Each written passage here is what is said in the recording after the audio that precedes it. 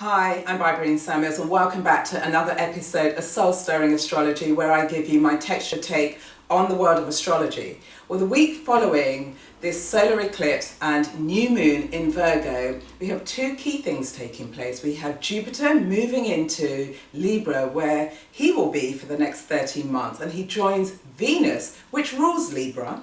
Also, it's the final frontier, it's the final clash between Saturn square Neptune. So in terms of context setting, we've got this beautiful alignment of compatibility, diplomacy, balance, harmony, values, social justice, and collaboration with others, which is brought around because we've got Jupiter moving into Libra and Venus is there. Now, I'm not going to rehearse everything that I mentioned in my last episode around Jupiter into Libra, where I gave a very detailed overview of some of the trends and themes that may arise over this next 13 months. So go and check out that episode.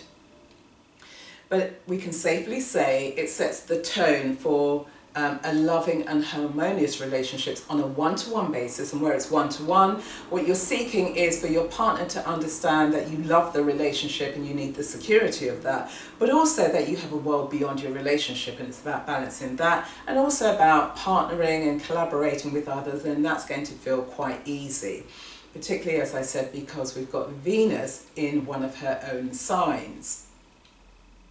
Venus is also forming a sextile to Mars, and so the compatibility, here it's the emotional compatibility, is being echoed again.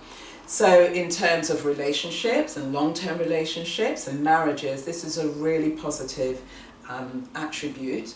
Also, if you're somebody who's not in a relationship, what you're seeking is being beyond the veneer, beyond what the person looks like. You're looking for this emotional compatibility, which is going to bring about a sense of inner harmony. The fact that Venus is involved, it's also a time whereby you could be receiving benefits from creative enterprises. And just think about the tools that you use to create your creations to beautify the world. And the reason being is because Mars is involved, and Mars is about action, and it's about the tools that you use to implement in order to create these creations. So that sets the context in terms of the harmony that is brought about because of Libra, Venus and Jupiter. Now, in astrology, as always, there's things that could upset all of that. And we've got the moon, and the moon is squaring Chiron. So here there could be underlying feelings about mothering and feeling that you weren't nurtured in the way that you wanted to be, and so therefore there are feelings that are still simmering under the surface. You're feeling some type of wound around that, but also what could be brought to life is the fact that you're always taking on the role of supermom and being a victor in other people's lives and taking care of their needs. The fact that you've got a square here means that you could be thinking about your own needs, and there's a tension point because you're unable to say no to being the supermom, but there's a deep desire for you to mother yourself. So this is a good time for you to be thinking about those issues. You need to be mindful that you're not being over emotional and then projecting that onto other people and accusing them of being insensitive. So it's about how you're able to mediate that terrain. Also, changes are going to be brought about because we've got the moon, and the moon is trining Uranus, which is about, it could be unusual changes that take place within your domestic environment, or you're seeking unusual emotional experiences, and that's what this signature of the moon and Uranus could bring about. Chiron is featured again because we've got Mercury opposing Chiron. So Mercury is retrograde in its own sign of Virgo. So here you could be thinking about past wounds, but you've got the ability to analyse them in a cool, clinical way, and you're able to sift through and sort out the facts of what actually took place, and therefore that gives you far more objectivity, which then means you can compartmentalise what actually happened in those situations. Also with Mercury, don't forget one of its archetypal figures was being the trickster.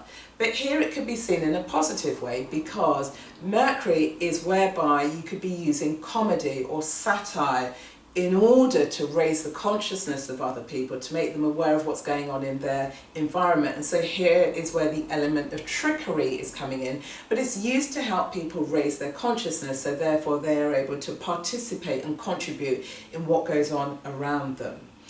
With Mercury here again, you could be moving away from the rational, logical forms of communication, i.e. speaking and writing, and really tuning into the intuitive and the feeling nature and using non-verbal communication as the mode of communication. So that gives you a sense of the emotional terrain that's taking place.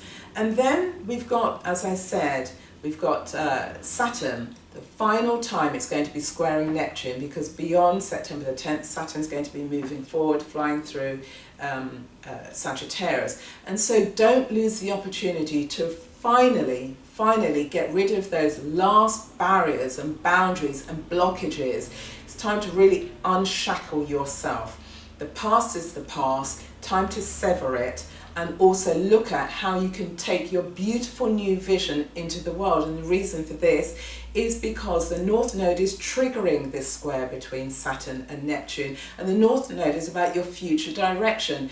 It's in Virgo, so it's about purification. Purify the past in order to lead a liberated future. This has also been backed up because we've got the Sun trining Pluto, and here it's a very powerful aspect. This is about power and self-confidence and using your time and resources and energy in a very efficient way. It's also about purifying yourself, and through purifying yourself you're going to learn so much about who you are. It can also confer you really showing the very positive side of yourself and leaving a positive impression on other people. So it all bodes well in terms of how you present yourself to the world. So that's it for this week.